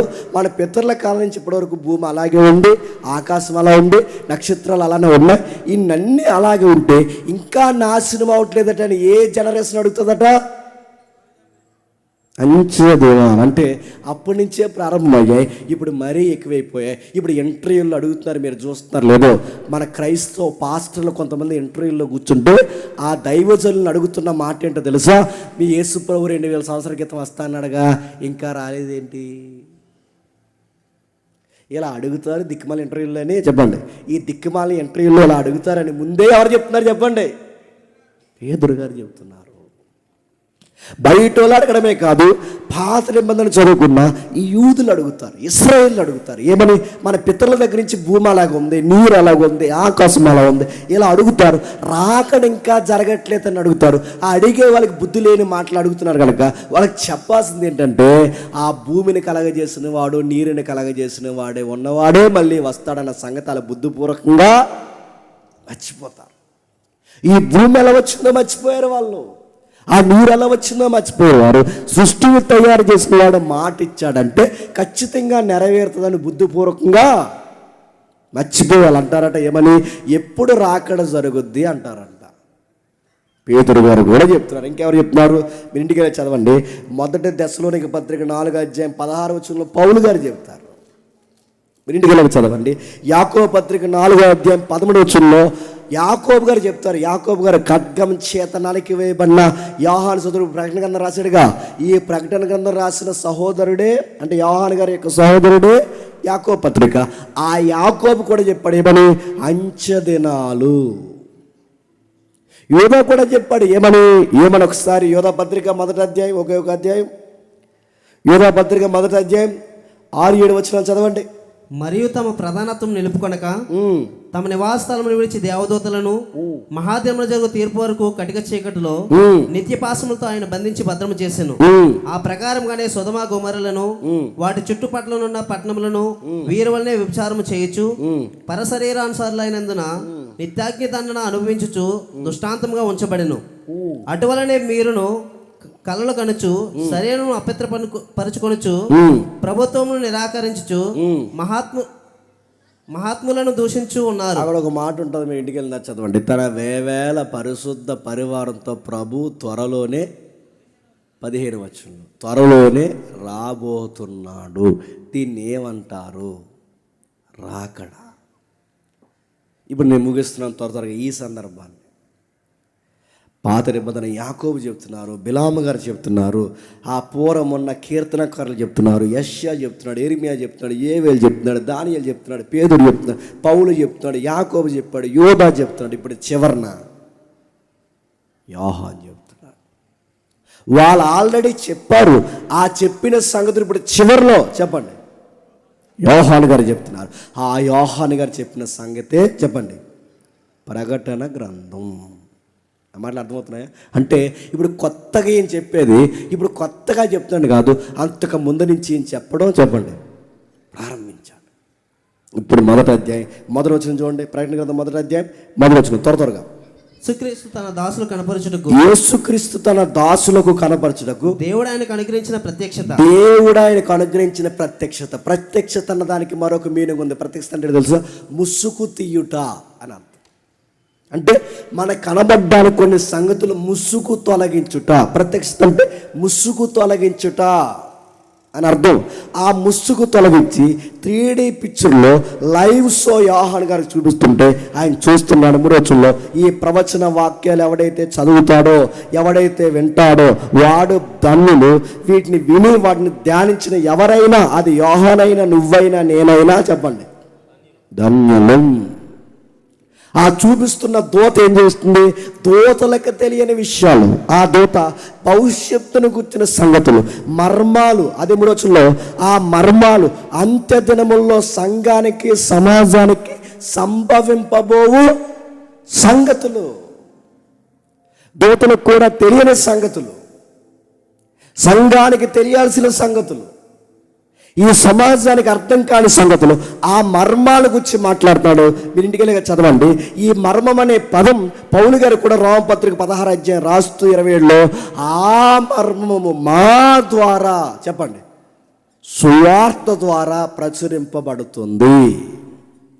ఆ మర్మం రాకడ ఎలా ఉండబోతుందో, అంచె దినాలు ఎలా ఉండబోతున్నాయో, సమాజం ఎంత గొడ్డుబారిపోయిందో, ఆ మర్మాలన్నీ యోహానే కాదు పౌలు చెప్తున్నాడు. ఇప్పుడు యోహాను గారు అంటున్నాడు ఆ మర్మాలు, దూతలకు తెలియని మర్మాలు, భవిష్యత్తులో ఉండిపోయిన మర్మాలు, దేవుణ్ణి గుర్చిన మర్మాలు, సీక్రెట్స్ అంచె దినాల్లో ఎలా జరగబోతున్నాయో దేవుడు రాయించాడు. మనం ఈ ప్రకటన గ్రంథాన్ని స్టడీ చేయం కానీ న్యూస్లో ఎవడో ప్రోగ్రాం పెట్టాడట. ఏమని? 30 minutes అని, ఇంకా ఏమని మర్మం అని, ఇంకా ఏమని రహస్యం అని. అది ఒక డాక్యుమెంటరీలో తయారు చేస్తారు. నాస్ట్రోడామస్ ఏమన్నాడు? ఇంటికి టీకి రమ్మన్నాడా? ఏమన్నాడు? అడుగుతాను. నాస్ట్రోడామస్ ఏమన్నాడు చెప్తాడా అని అడుగుతాను. నాస్ట్రోడామస్ ఏమన్నా చెప్తారా? ఆ కళ్ళు పోయిన ఆవిడ ఉంటుంది, ఆవిడ పేరు ఎవరు? వంగ ఎవరు చెప్పు వెళ్దా? ఎందుకు మరి నన్ను ఇరిగించావు? వంగబాబా. Very good, వంగబాబా. ఆవిడేదో చెప్పిందంటారు. మన తెలుగులో ఆయన పేరు పీఠాధిపతి బ్రహ్మంగారు చెప్పారు. అదైనా ఇట్టావు కానీ అడుగుతాను. వాళ్ళు చెప్పినవి అవి మర్మాలు, ఏం జరుగుతాయి అవి చెప్పారు. వాళ్ళు చెప్పారని ఆ మీడియా వాడు ఏదో ఒక డాక్యుమెంట్ తయారు చేసి అది వేస్తే అవునా ఇలా జరిగిందా, నాస్ట్రోడామస్ ఇలా చెప్పాడా, వంగాబాబా ఇలా చెప్పిందా, ఈ బాబా గారు ఎలా చెప్పారా, ఇదిగో బ్రహ్మంగారు ఎలా చెప్పారు, ఇవి వింటున్నా నీ తలకాయ అడుగుతున్నాను. అది కాదు, అసలు ఎలా జరుగుద్దో అన్నిటినీ స్పష్టంగా రాయించింది ఎక్కడ చెప్పండి? ప్రకటన గ్రంథంలో ఉంది మనకు స్పష్టంగా. అవి చదువు, అవి గ్రహించు. జరగబోయే సంగతులన్నీ ఓపెన్ అయిపోయాయి. ఆయన సార్వభౌమాధికారంలో ఉన్న సంగతులు తప్ప సమాజానికి, సంఘానికి కావలసిన సంగతులన్నీ బయటకు వచ్చాయి. ఆ 3వ వచనం అంటున్నాడు, సమయము సమీపించుచున్నది. 2000 సంవత్సరాలకే సమీపిస్తే ఇప్పుడు దీన్ని ఏమనాలి చెప్పండి? మరింత సమీపంలో ఉన్న 7వ వచనం, అది మొదటి అధ్యాయం 4వ వచనం. యోహాను ఆసియాలో ఉన్న 7 సంఘములకు, యోహాను ఆసియాలో ఉన్న 7 సంఘాలకి శుభమని చెప్పి రాయినది వర్తమాన భూత భవిష్యత్ కాలంలో భవిష్యత్తు కాలాలలో ఉన్నవాని నుండి ఆయన సింహాసనం ఎదురున్న 7 ఆత్మల నుండి. బాగుండండి. ఎవరికి రాస్తున్నాడు? 4వ వచనంలో యోహాను, ఏలయనగా యోహాను చదువుతాడు. యోహాను ఆసియాలో ఉన్న 7 సంఘములకు, యోహాను ఆసియాలో ఉన్న 7 సంఘాలకి శుభమని చెప్పి రాయినది. 7 సంఘాలు ఒకసారి జాగ్రఫికల్ గా మనం చూపిద్దాం ఒకసారి. 7 సంఘాలకి శుభమని చెప్పి రాయినది. అప్పుడు యోహాను గారు ఎక్కడున్నారు? పద్మాసు దీపంలో ఉన్నారు. ఆ 7 సంఘాలకి శుభమని చెప్పిన అంటే ఆయన నిలబడిన దీపం అంటే ఎలీజియం సముద్రం నుంచి మెడిటేరియన్ సీలో కలిసిపోయి ఉంటుంది. ఆ 1600 దీపాలు సుమారు గ్రీకుల ఆధీనంలో 1100 నుంచి 1600 దీపాల వాళ్ళ స్వాధీనంలో ఉంటే అందులో ఒక దీపం అది. ఆ దీపం పేరు పద్మాస్. ఆ పద్మాసు దీపంలో ఆయన ఎఫెసీ సంఘానికి లెటర్ రాసి పంపించాలంటే అప్పటికి ఎఫెసీ సంఘానికి ఆయనకున్న దూరం ఎంత? 100. పోనీ 100గా యాగంగా వెళ్ళిపోదామంటే ఆ 100 కిలోమీటర్ల మధ్యలో ఏముంది చెప్పండి? సగం సముద్రమే ఉంది. ఇప్పుడు ఇక్కడున్న ఆయన సంఘాలకి రాస్తున్నాడు. 7 సంఘాలకి శుభమని చెప్పి రాయినది ఏమనగా, ఏ 7 సంఘాలకి? అక్కడ కనబడుతున్నాయి టర్కీ ఏరియాలో క్రీస్తు సంఘం అంటే క్రీస్తు శకం 70 తర్వాత చెదిరిపోయిన సంఘం అంటే యెరూషలేములో ఉన్న సంఘం చెదిరిపోయిన తర్వాత 7 సంఘాలుగా ఫామ్ అయితే ఆ ఏరియా ఇప్పుడు ప్రజెంట్ జాగ్రఫికల్గా ఇప్పుడు మనకి మ్యాప్లో ఇప్పుడు గూగుల్ పరంగా మనం చూస్తే టర్కీ ఏరియాలో ఉన్నాయి. జాగ్రఫికల్ ఎవిడెన్స్ అది. చాలామంది ప్రకటన గ్రంథాన్ని తప్పుపడదామని మొట్టమొదటి వాళ్ళు రేట్ చేసుకున్న పాయింట్ ఏంటి తెలుసా?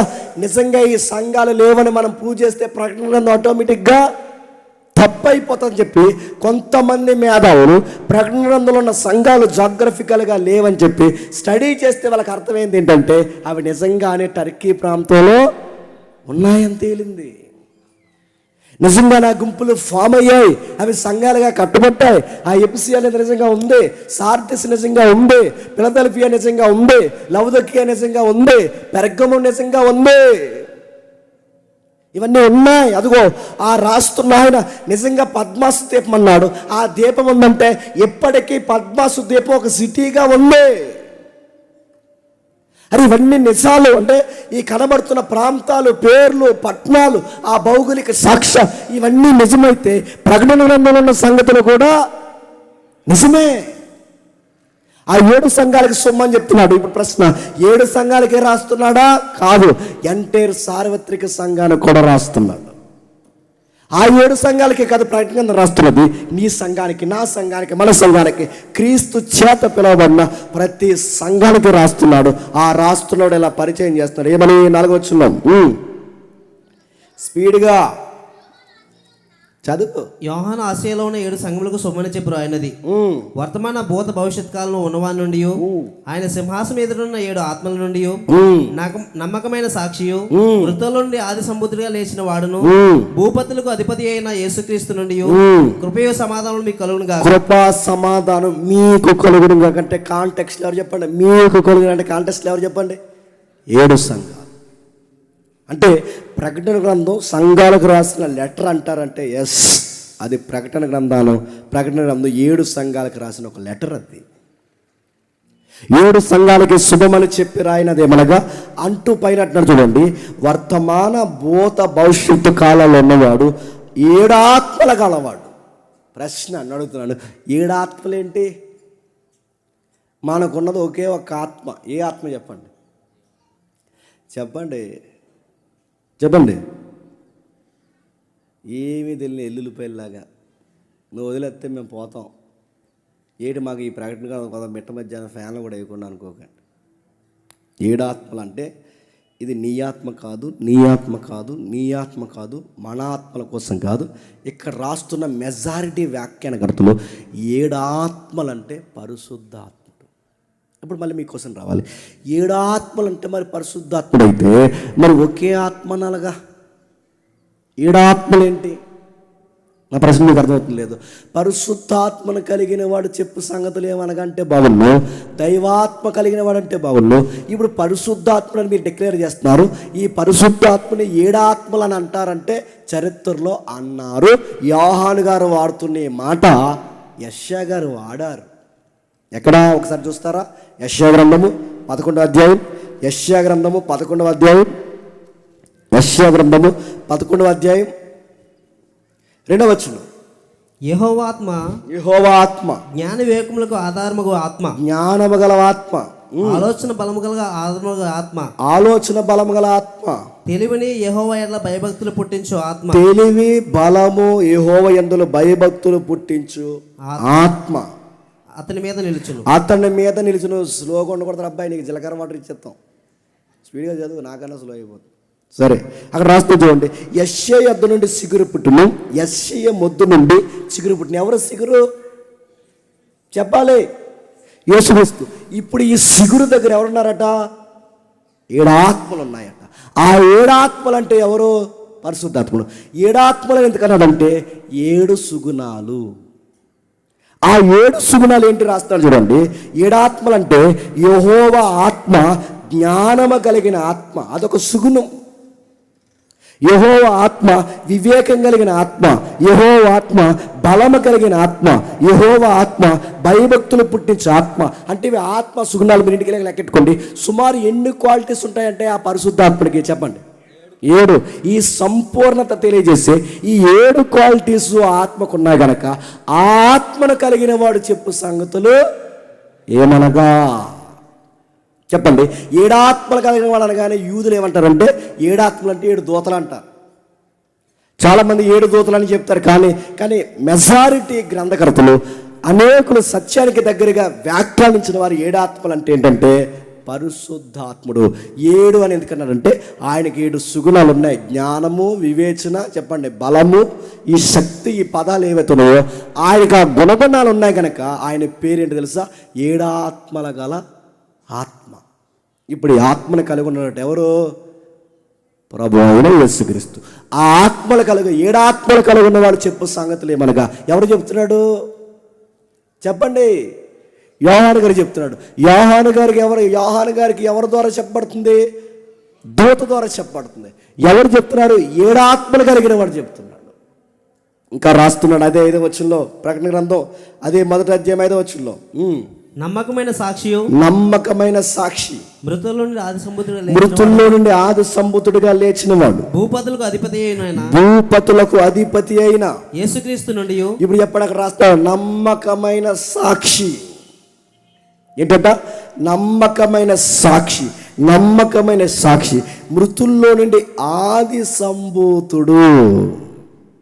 చాలామంది ఆది సంభూతుడు అంటే అన్నారు. ఆది సంభూతుడు అంటే అందరికన్నా ముందు పుట్టాడని అంట. మరి ఎలా చదువుతారు నాకు అర్థం అవుదండి. ఆది సంభూతుడు అంటే భూమి కన్నా ముందు చెప్పండి, సూర్యుడి కన్నా ముందు చెప్పండి, మనుషుల కన్నా ముందు, అందరికన్నా ముందు పుట్టినవాడు ఎవరంట? అలా ఉంది అక్కడ. ఆది సంభూతుడు అంటే నువ్వు వెళ్ళి చదువు, ఇంటికి వెళ్ళి ఆ కొరింథీ పత్రిక 15వ అధ్యాయం కానీ కొలసీ పత్రిక 1వ అధ్యాయం 18వ వచనం చదవండి. ఆది సంభూతుడు అంటే తెలుసా? మృతుల్లో చెప్పాలి, మృతులలో ఆది సంభూతుడు. మృతులు అంటే చనిపోయిన వారిలో ప్రారంభం లేచింది ఎవరు చెప్పండి? అంటే మృతుల్లో మొదటగా లేచిన వాడికి పెట్టిన పదమే అది ఆదంటే. నువ్వు ఆదంటే ఆయన పుట్టాడని చెప్పుకో. ఇక్కడ ఆదంటే ఏంటి? ఆయన పుట్టాడని కాదు. ఇక్కడ ఆది సంభూతుడు అంటే మృతుల్లో మొదటిసారిగా తిరిగి లేచినవాడు, అది ఆది సంభూతుడు అంటే.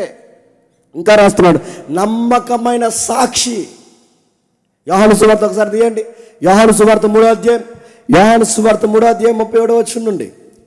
యోహాను సువార్త 3:31 నుండి, పైనుండి వచ్చేవాడు అందరికీ పైన ఉన్నవాడు, పైనుండి వచ్చేవాడు అందరికీ పైనున్నవాడు, భూమి నుండి వచ్చేవాడు భూ సంబంధమైన సంగతులను గురించి మాట్లాడును.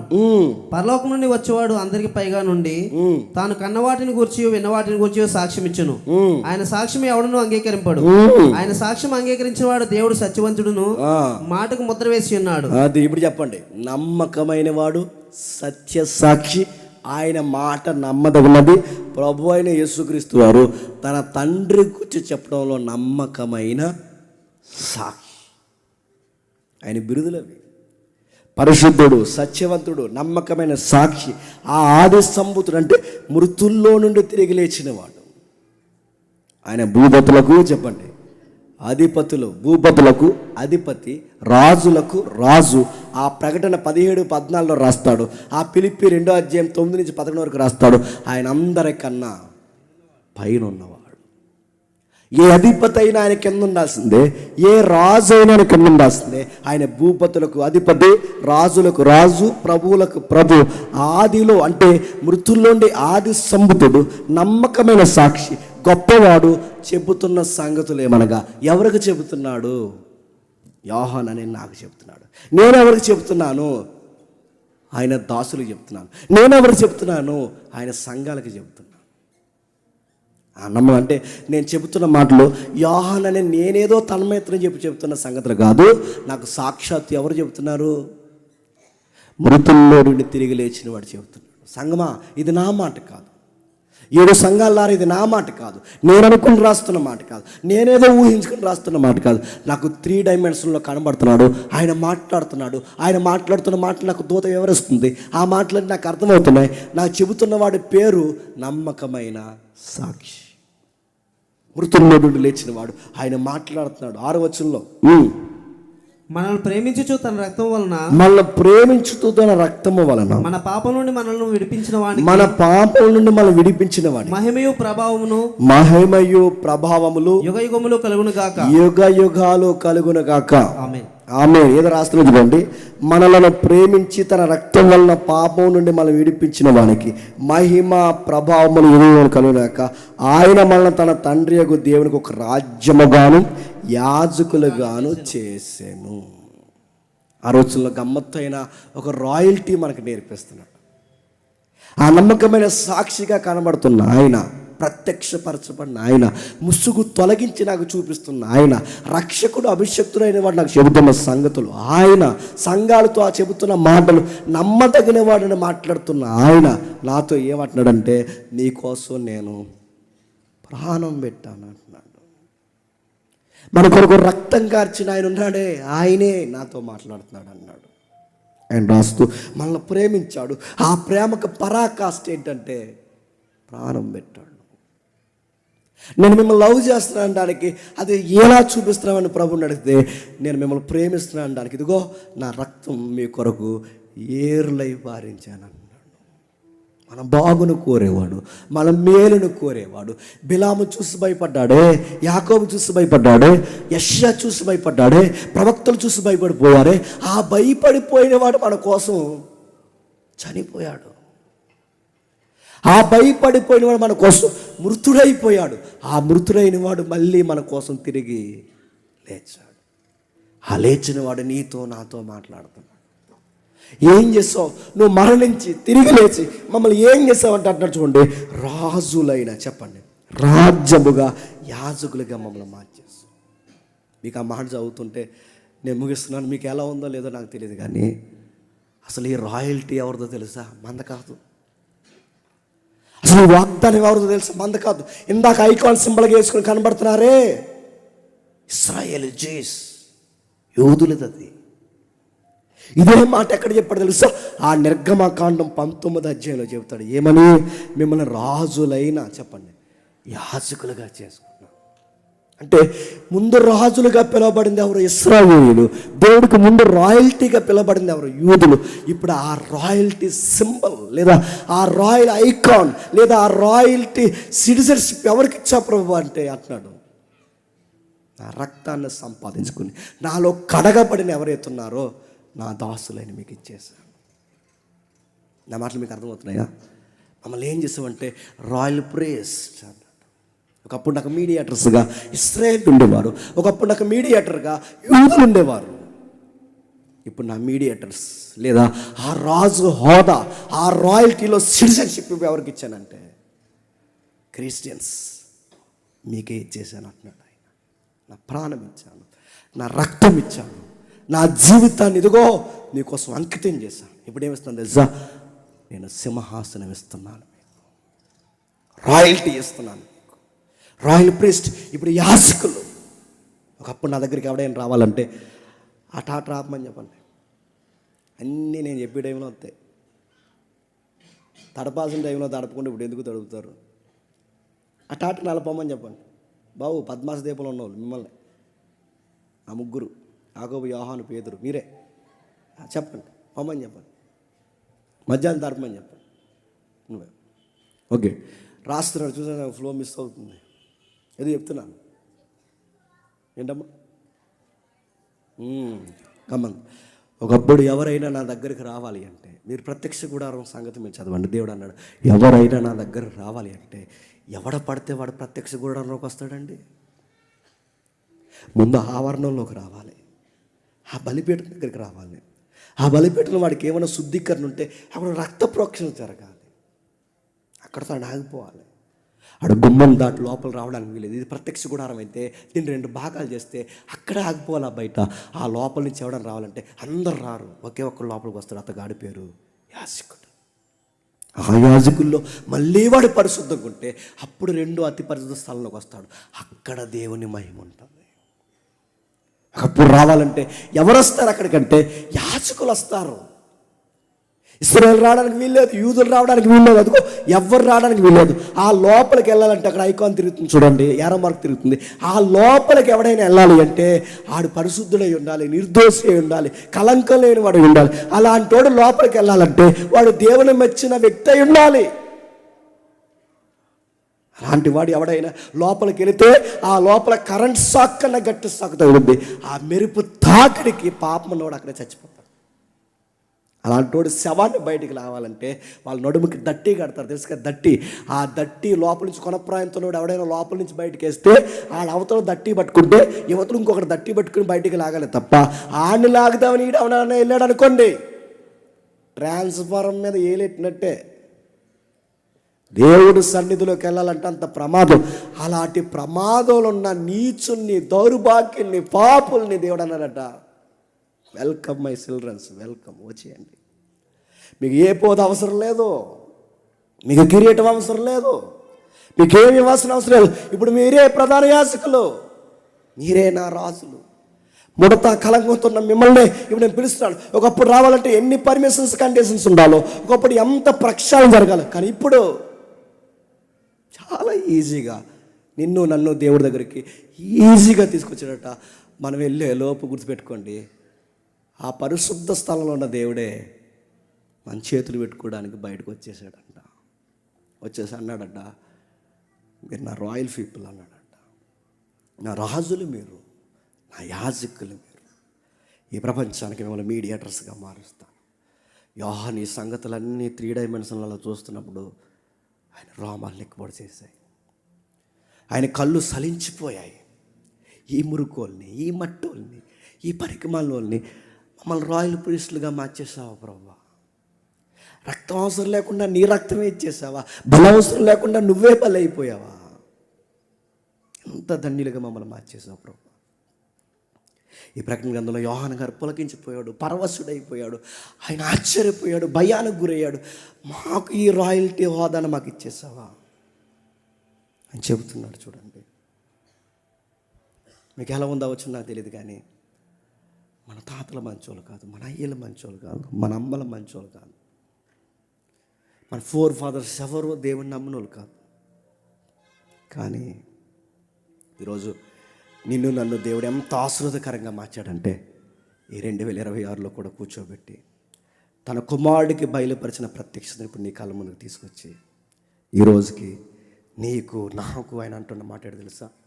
మీరే నా రాయల్ పీపుల్స్ అన్నాడు ఆయన. మీరే నా రాజులైన యాజకులు. అంటే మీకు ఎలా ఉందో నాకు తెలియదు, కానీ అహరోను కన్నా గొప్పవాడిని చేశాడు నన్ను. మీకు ఎలా ఉందో నాకు తెలియదు కానీ దావీదు కన్నా గొప్ప హోదా నీకు నాకు ఇచ్చేశాడు ఆయన. మీకు ఎలా ఉందో నాకు తెలియదు కానీ ఈ మురుకోడిని నువ్వు లోపలికి రప్పించడమే ప్రమాదం అనుకున్నాను, కానీ నీచుడిని, దౌర్భాగ్యాన్ని, మురుకోడిని నువ్వు ఏకంగా సింహాసనం మీద కూర్చోబెడతానంటున్నావంటే ఎస్, నా కుడి పార్శ్వన దేవుని యొక్క లవ్ ఉంది, కవనెంట్ ఉంది. ఆ కవనెంట్లో మనం ఎలా ఉన్నామని చెబుతున్నాడు ఆయన. యోహాను రాస్తున్నాడు 7వ వచనం లేదా అంటాడు చూడండి ఒకసారి. ఇదిగో ఆయన మేఘారుడై వచ్చుచున్నాడు, ఆయన మేఘారుడై వచ్చుచున్నాడు, ప్రతి నేత్రం ఆయన చూచును, ప్రతి నేత్రం ఆయన చూసును, ఆయన పొడిచిన వారును చూచెదరు, ఆయన పొడిచిన వారును చూచెదరు. ఎలా వస్తున్నాడట? ఎలా వస్తున్నాడట? మేఘారుడై. ఇప్పుడు చెప్పండి, యేసుక్రీస్తు అంటే 3 మేకులు పీక్కోలేనుడు కాదు. యేసుక్రీస్తు అంటే అమాయకుడిగా సొంత ప్రజల చేత చనిపోయినాడు కాదు. యేసుక్రీస్తు ఎవరు చెప్పిన? మేఘారుడై.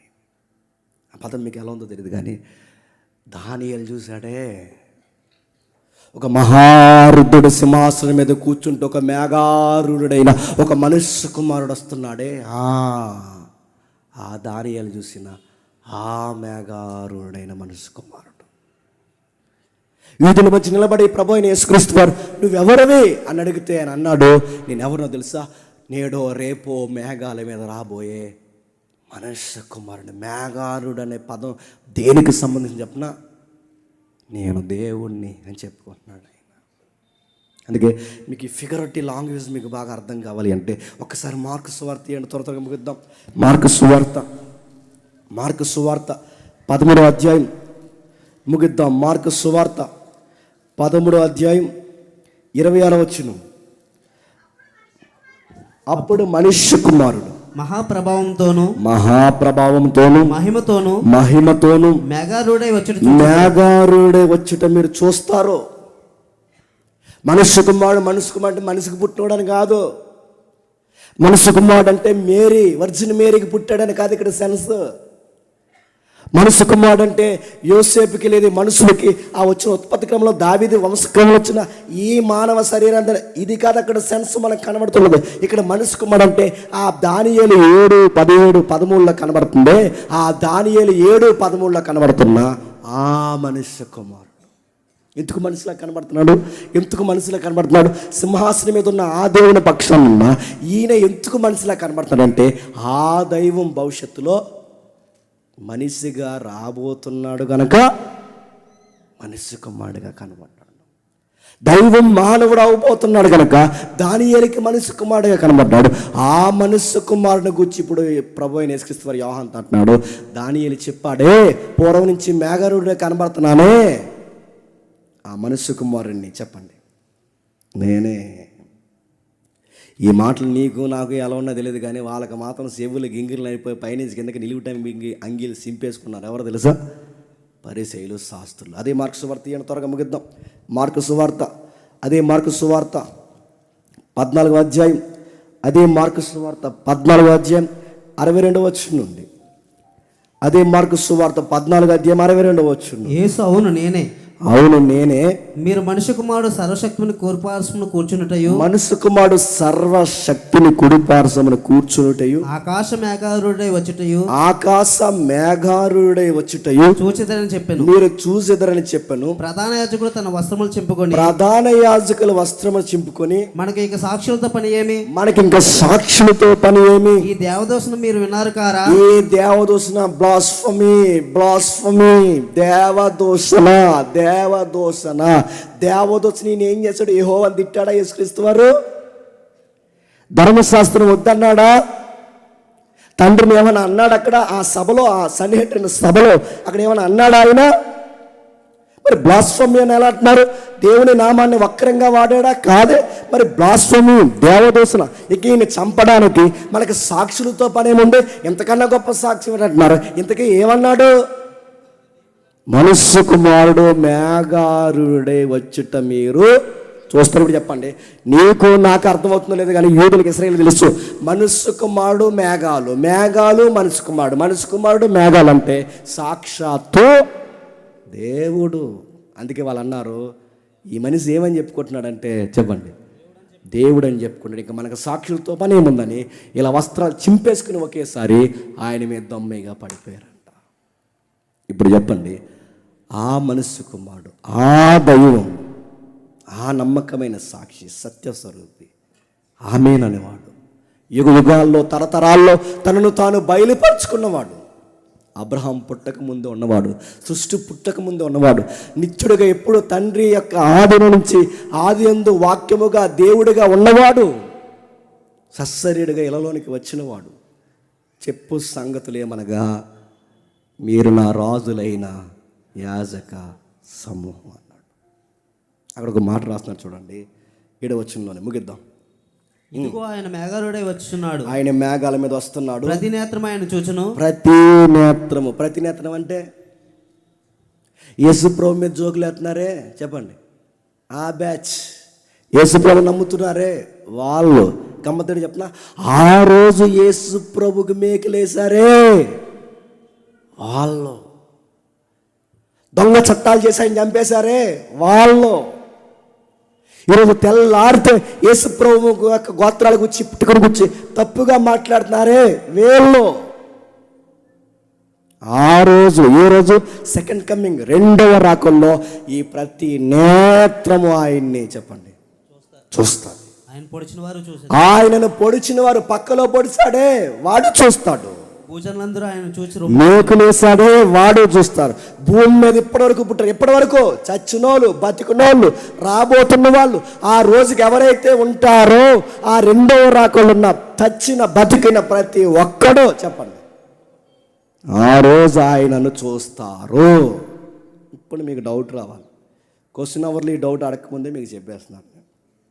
ఆ డౌట్ ఏంటంటే, ఈ నెంబర్ ఇచ్చాను లేదో కానీ ఈ వీడియో కాల్ ఎక్కువైపోతున్నాయండి నాకు.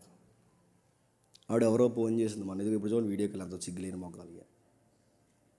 మొన్న నాకు ఆవిడ ఫోన్ చేసి అంటుంది, ఏమన్నా మీరు దేవుని కోసం ఏమైనా సహాయం చేయండి, మనం చర్చి నిర్మాణం కొరకు సెమినార్ కోసం ఉందంటే ఆవిడ అంటుంది, చెప్పండి ఏం సమర్పించమంటారు అంది. ఏం సమర్పిస్తావు? అర్ధరాత్రి 12:30కి సోలాపూర్లో ఉంటే ఈ మనిషి నాకు చేసి చెప్పే మాట ఇది. శ్రీకాంతానికి ఇచ్చాను ఏదో సమర్పిస్తుందని చూడండి. ఫోన్ కట్ చేసింది. సిగ్గు లేని అడుగుతాను, అరే దైవజనులు ఈ మాటలు మనం అనకూడదు, చేయు, కనీసం ఉండాలి కదండి. ఇచ్చాము లేదు నెంబర్. అందరూ వాట్సాప్లో పొద్దున్నే వాక్యం పెట్టేయడం. మీకు ఇన్ని వాట్సాప్లు చూస్తే నా వాట్సాప్ ఏమైపోవాలండి. అందుకే అయిపోయి కొన్ని అది స్టక్ అయిపోతుంది. నెంబర్ ఎలా వాడాలో అలాగే వాడండి. లైవ్లో ఉన్నా కూడా ఇలా చేయడం పద్ధతి కాదు. సరే ఏదేమైనా ఆయన రాస్తున్నాడు, అందరూ ఆయన చూస్తారు. ఆ రోజు క్రీస్తు విరోధులకి రెండవ రాకడ బహుభయంకరమైనది. ఈ కాషాయ వస్త్రాలు తీసుకుని చమత్కారపు మాటలు మాట్లాడుతూ యేసు ప్రభుని ఎటకారం చేస్తున్నారే, నీకు బహుపరాక్, నీకు బహుపరాక్. ఆ రోజు మీకు బహుభయంకరమైన దినం. సెకండ్ కమింగ్లో తగలడిపోతారేమనుకుంటున్నారు. టీవీల్లో న్యూస్లో కూర్చొని రోడ్ల మీద తిరిగి మొబైల్స్లో వీడియో తీసుకుని ఎటకారం చేసినట్టు కాదు. భూపతుల అధిపతి, రాజులకు రాజు, ప్రభులకు ప్రభు, నమ్మకమైన సాక్షి, తన వేవేల పరిశుద్ధ పరివారంతో మేఘారుడే వస్తున్న రోజు మీకు టెర్రర్, వణికిపోతావు. ఆ రోజు నీకెవడు యేసు ప్రభు ఆ రోజు దేవుడని చెప్పాల్సిన అవసరం లేదు. నీ నేత్రాలకి స్పష్టంగా అర్థమైపోద్ది, అరే ఈయన దేవుడు రా, మనం తక్కువ అనుకున్నాం, నజరేతులో పుట్టినోడు అనుకున్నాం, చనిపోతే ఏమీ చేయలేడు అనుకున్నాం. కానీ మేఘాలేంటి, నక్షత్రాలు ఏంటి, ఈ లైమ్ అయిపోవడం ఏంటి, ఆయన రావడం ఏంటని ఎవ్వడికి చెప్పకుండానే ఆయన ఎవరో తెలుసా? నాజరేయుడైన యేసుని ప్రతి కన్ను గుర్తుపడుతుంది, ప్రతి నోరు మాట్లాడుతుంది, ప్రతి వ్యక్తి నోరు మాట్లాడతారు. ఆ రోజు యేసు ప్రభు ముందు సాష్టాంగపడిపోతారు. ఆ రోజు ప్రకటన గ్రంథంలో నీకు నాకు ఏం రాస్తాడు తెలుసా? నీ వరుడు సమీపమనే ఉన్నాడు, త్వరలోనే వస్తాడు. ఆయన కొట్టినవారు, ఆయన తిట్టినవారు, నిన్ను కొడుతున్నవారు, నిన్ను తిడుతున్నవారు కూడా ఆ రోజు వాళ్ళకి టెర్రర్ స్టార్ట్ అవుతుంది. సంఘమా, 7 సంఘాలారా మీరు ధైర్యంగా ఉండండి. ఇది లెటర్, ఇది రాస్తున్నాడు ప్రకటన గ్రంథం. రాస్తూ ఏమంటున్నా, 8వ వచనంలో త్వరగా ముగిద్దాం. అల్ఫాయు ఒమేగాయు నేనే, అల్ఫాయు ఒమేగాయు నేనే, వర్తమాన భూత భవిష్యత్ కాలంలో ఉండేవాడు నేనే, వర్తమాన భూత భవిష్యత్తు కాలాల్లో ఉండేవాడు నేనే. ఇప్పుడు చెప్పండి సింబల్ అయితే నేనే. వీళ్ళందరూ ఎప్పుడు చూస్తారు? రెండవ రాకడలో చూస్తారా? మన దేవుడితో గొప్పతనం చెప్పిన సచ్చినోడిని మళ్ళీ తిరిగి బతికించి చూడరా ఎదవా చెప్పండి నేనే అని చెప్పిస్తాను. తమ తమ వరుసలు అందరూ తిరిగి లేస్తారు. నమ్మినోడు నమ్మనోడు అందరూ ఆ రోజు అందరూ లేస్తారు. ఆయన పొడిసిన వాళ్ళు, మేకి లేచిన వాళ్ళు అందరూ ఆయన చూస్తారు. చచ్చిన ఈ పనికి మాల ఎటకారం చేసిన ఎవరవుతున్నారో, ఈ పనికి మాల కామెడీ చేస్తున్నారే, ఏకారంగా మాట్లాడుతున్నారు. వీళ్ళందరూ ఆ రోజు చచ్చిపోయినా, ఇక మేము చనిపోయి మమ్మల్ని, నువ్వు చనిపోయినా లేపుతాడు నిన్ను. నీ పిల్లకట్టుకుని మరీ లేపుతాడేమనుకుంటున్నావు? నువ్వు చనిపోయిన లేపుతాడు. చూడు నేనే, చూడు ఎటకారం చేసావు నేనే, నన్నే చూడు. పొడుసుడు ఆ రోజు నడుతున్నాను. ఆ రోజు పొడమనండి ఆయన్నే, ఆ రోజు అనమనండి ఆ నోరుల్ని, ఆ రోజు నిలబడమనండి. వీడు అరికాల కింద మట్టి నిలబడదు, వీడు పీల్చే గాలి నిలబడదు, వీడు చూస్తున్న ఆకాశం నిలబడదు, ఈ పంచభూతాలు నిలబడదు. నువ్వెక్కడ నిలబడతావు? రెండవ రకంలో గడ్డిలాగా వణిగిపోతావు. ఇది ఎప్పుడు జరగబోతుందంటే యోహాను అంటున్నాడు, త్వరలో సంభవింపనై ఉన్నవి. ఎందువచ్చులో ఆల్ఫా ఒమేగాయు నేనే. వర్తమాన భూత ఆల్ఫా ఒమేగా నేను ముగిస్తాను. ఆల్ఫా ఒమేగా అంటే గ్రీకులో ఆ లాస్ట్ అక్షరం అమ్మ అంటున్నాను చూసారా, ఆ చివరి అక్షరం. ప్రారంభము నేనే, అంతము నేనే. ఆల్ఫా అంటే అదే. ఆల్ఫా అంటే మీరు ఆల్ఫా టీ అనుకోకండి.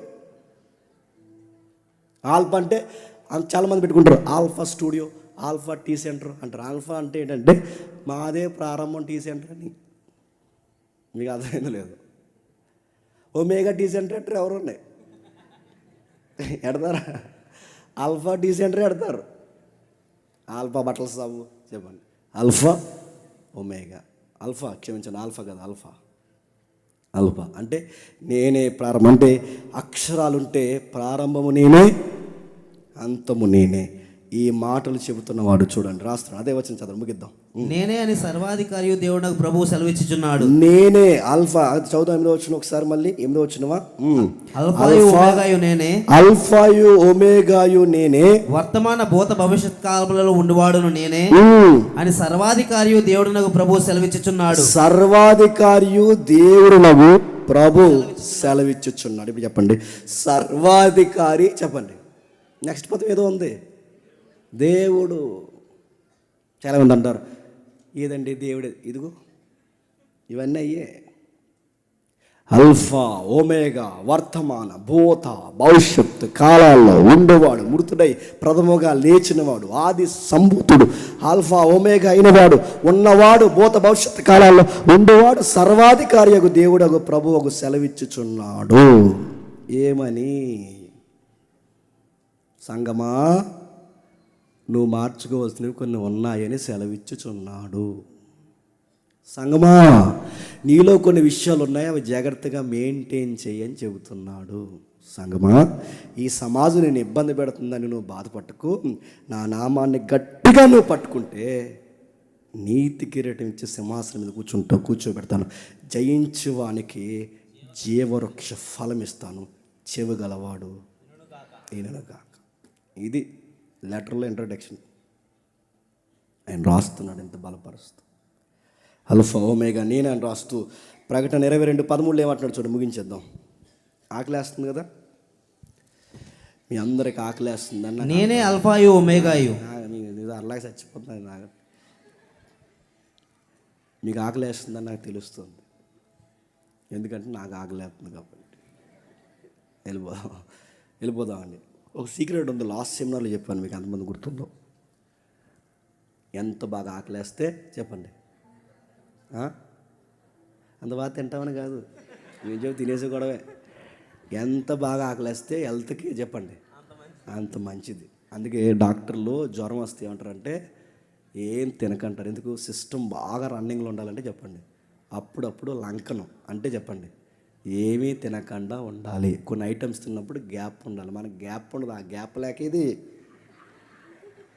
అప్పుడప్పుడు ఆకలితున్నప్పుడు అలా వేసారనుకోండి టక్కని బాయిల్ అయిపోతాయి. కాబట్టి అట్టి కార్యమును దేవుడు జరిగించును గాక.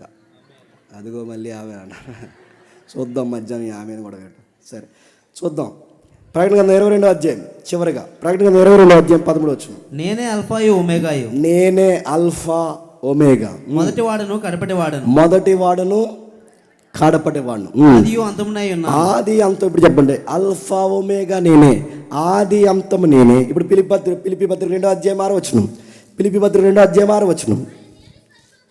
ఆయన దేవుని స్వరూపము కలిగిన వాడై ఉండి దేవునితో సమానుడుగా ఉండుట విడిచిపెట్టకూడని భాగ్యమని ఎంచుకొనక తనను తాను రుక్తినిగా చేసుకోవడానికి మనుష్య కుమారుడిగా పుట్టాడు.